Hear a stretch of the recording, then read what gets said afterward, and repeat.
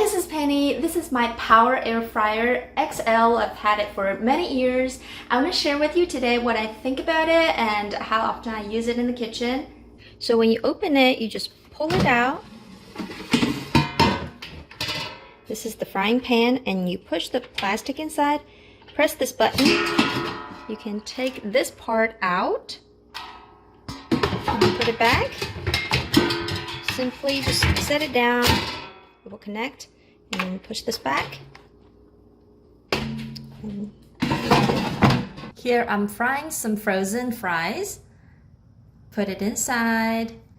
So it will light up. It shows you the different menus. Steak, shrimp, cake, drumsticks, steak.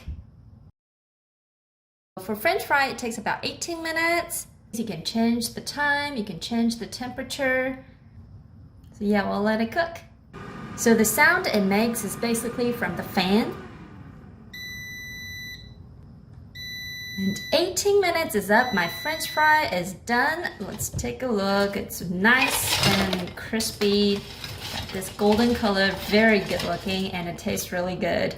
I really love this machine, and it saves tons of cooking time. I don't have to wait around the oven for an hour to cook some fries. It takes less than 20 minutes to make a meal, to cook some meat, some fries, some drumsticks, steak. It's super easy to use. This is also great for heating up some leftover fried food. Like I have this fried crab from the restaurant. I didn't finish it, and I'm just gonna heat it up and take like 2 minutes to heat up. I'm just gonna pick that.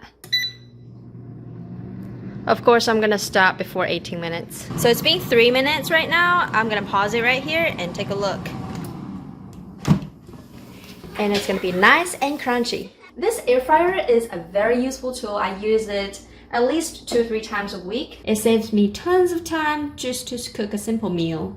Nice and crispy. I just love this air fryer. Go check it out.